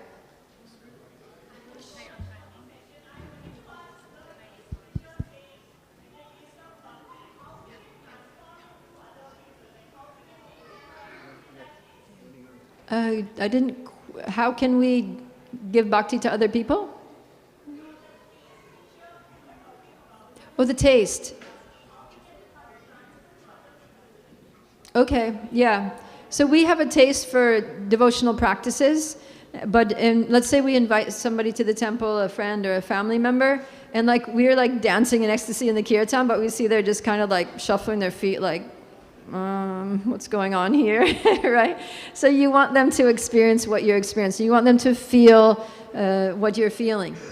How do you do that? Well, you can't force bhakti on anyone. That's the thing. You can just encourage them to engage with the process. And, you can always pray to Krishna for them. Actually, Krishna responds to the desires of his devotees. Actually, it's so funny. There was one... in Gainesville, we have this program called Krishna Lunch, where we have a buffet set up, and then we do this for the college students at University of Florida. So they come, and they just come because it's a good lunch and it's cheap. They don't even know that it's prasadam. They know it's something to do with Krishna, but they don't really know what Krishna is, but they just come because it's good, cheap food. It's vegetarian. Maybe if they're vegetarian, they'll come. So this boy used to come every day, and we would just chat with him, like, hey, how's it going? How's your day been so far? And he would tell us what he's doing. But he's just a really sweet kid. So myself, and this other girl who was serving the lunch, every time he would leave, we would say, this boy's he's such a sweet boy. It would be so nice if he would become a devotee. And then we started really just like, every time he would come, we'd be like, he's going to be a devotee. Krishna, please make him a devotee. And so we just kept putting all of our like desires into this boy that he has to be a devotee, and we're inviting him to the programs, and then finally he just started coming around. He started getting an interest, like, what do you guys believe anyway, and what are the books about? And he took a book, and he started coming to programs, and he started coming to more programs, started coming to morning program, and he moved into the ashram. He's chanting 16 rounds, and he's like so fired up in kirtan. He's like dancing and jumping and spinning, and he's a devotee. And he always says, and when he first came to the temple, when he first moved into the ashram, the Krishna House at Bhakti Academy in Gainesville, he was just like, I don't know what I'm doing here. I think Prabhupada, Priya, and Bhakti and Patricia put a spell on me. But whatever it is, it's really good. So, yeah. So it just shows that, like, just desiring and praying to Krishna, just really calling out to Krishna, please make this person, please give them a taste for devotional service, because Krishna wants to reciprocate with the spiritual desires of his devotees. And, especially if you're really a surrendered soul, Krishna is always favorably inclined towards devotees who are surrendered. And he's actually controlled by the love of his devotees. Right? We see that in Damodar Leela, how like he allows Mother Yashoda to wrap him up, tie him up with ropes and all that. So he's controlled by the love of his devotees. So anyone who has love for Krishna can make a request, especially if it's a spiritual request to benefit somebody by Krishna consciousness. Krishna is going to respond, and he's going to make little arrangements in that person's life. He's going to tweak their consciousness in ways to facilitate their becoming devotees and getting that transcendental taste. So you can be a part of enacting that. Of course, Krishna does it, and it's up to him, and he'll do it in his time frame. But at least we can desire it strongly and pray. And also set a good example, because when they see us happy, then they'll also become happy. Haribol! Time's up? Is it? Yes. Okay. Thank you all for being such a good audience, and I hope you'll all become spiritual scientists. and experiment with this process of bhakti more and more. Thank you, Prabhupada Priya, for such an enlivening talk. Isn't she amazing? Okay, guess who's in between you and Prasadam? Me and the announcements. Okay. Okay, so on Saturday, March 18th, we have Kirtan Standard Seminar by His Holiness Bhakti Marg Swami. And please, it's from 10 a.m. to 2 p.m. Please contact Rukmini Prabhu for more details and information. And there is another upcoming event, which is Sri Ram Navami on March 30th. Please stay tuned in for the updates. And today's feast is cooked by our one and only, our favorite Dwarkanath Prabhu and also Uttamananda Prabhu. You're most welcome to donate or sponsor a feast on deity garlands to celebrate any occasions. Please see Raj Prabhu on the front desk. And please join me in glorifying and appreciating two sponsors for today's feast. One of them wants to stay anonymous, and the other one is Pratishta Singh, Himanshu Sharma, and Ojasvi Singh. Can one representative from the family come and take the donation, take the token of appreciation? Sponsoring the wedding of their parents and Neelam Sharma and Rajan Sharma and birthday of their father, Dhirendra Singh. Haribol!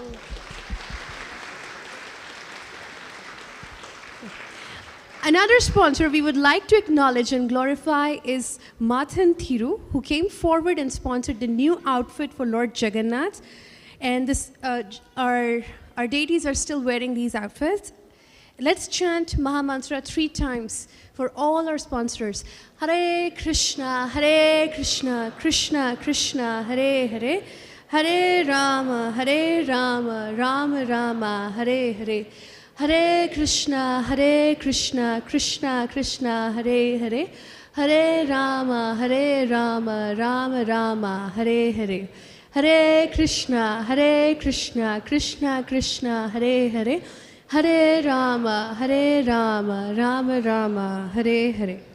Okay, before we line up for Prasadam, we have Her Grace Kumari Kunti Prabhu to speak, who will share some golden words about His Holiness Kadamba Kanand Swami Maharaj, who recently departed. Sorry, just a few more moments. I know we're running late tonight.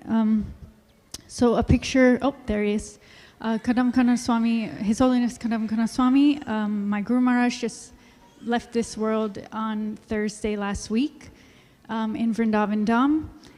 So he was of Dutch descent, and he met the devotees himself in Vrindavan in the 1970s and became an initiated devotee in ISKCON in 1979. He's often known as a true Prabhupada man, is what we would call him, although he himself did not meet Srila Prabhupada, which he says is one of his biggest regrets of his life, was one of his biggest regrets. He was a leader in ISKCON before becoming a sannyasi. He helped, he served as temple president in Vrindavan. He helped build or oversee the building of the Samadhi in Mayapur before taking sannyas, which is this renunciate order, from his guru, Jayadvaita Swami. And Jayadvaita Swami was a close disciple of Srila Prabhupada, who did direct publishing editing for Srila Prabhupada. So Kadamba Kanand Swami preached all over Europe, India, Australia, South Africa, and has disciples mostly from these regions. I met him myself in Europe, where I lived for some time. He spoke over 10 languages, so he was easily navigating all those different countries. He was affectionately known as the rock star Swami because he just loved kirtan and could get everyone in the whole audience off their feet, onto their feet and dancing. But he was also a very sober and deep spiritual teacher and a guide, especially for people like myself who were born into ISKCON. He was, sorry. Can you continue? Earlier this year, he was unfortunately diagnosed with late-stage cancer in May. So he made his final visits to different parts of the world where a majority of his disciples were just there to say goodbye. He had more than 5,000 disciples. And then he headed to Vrindavan Dham to spend his remaining time deepening his connection with Krishna and Srila Prabhupada. As Kumari said, he departed this world on March 9th in Vrindavan Dham, and he was buried there in his samadhi the following day.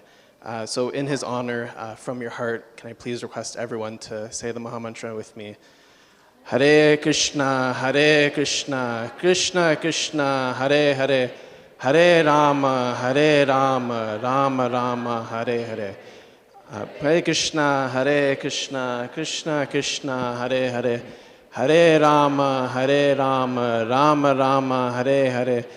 Hare Krishna, Krishna Krishna, Hare Hare, Hare Rama, Rama Rama, Hare Hare. Thank you. Please keep them in your prayers and your thoughts. Hare Krishna. We'll please now make 4 orderly lines for the prasadam, and we will try to finish by 8 o'clock when the doors open again. Thank you.